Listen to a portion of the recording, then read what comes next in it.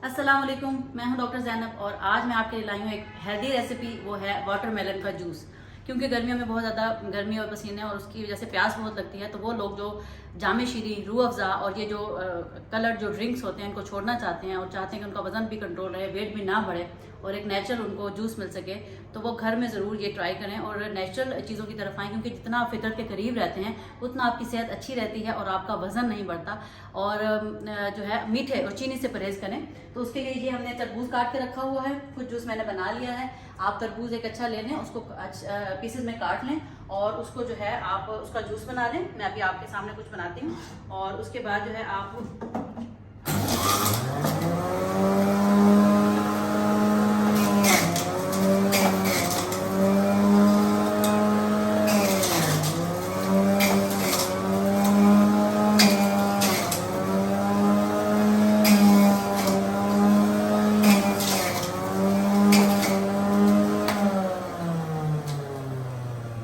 तो ये जी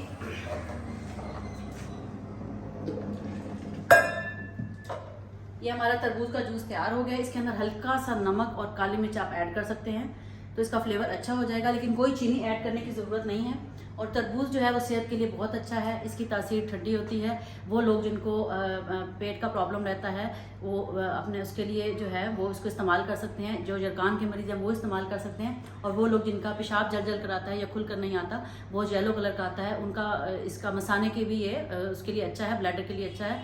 तो वो सारी ख़वातीन जो अपना वेट कंट्रोल करना चाहती हैं उनसे मेरी रिक्वेस्ट है कि प्लीज़ जामे शीरी और इस तरह के मीठे शरबत, चीनी वाले शरबत पीना बंद कर दें। और अगर आपको शरबत पीने का वो है, थर्स्ट भी होती है, तो आप नेचुरल ड्रिंक्स की तरफ आएँ।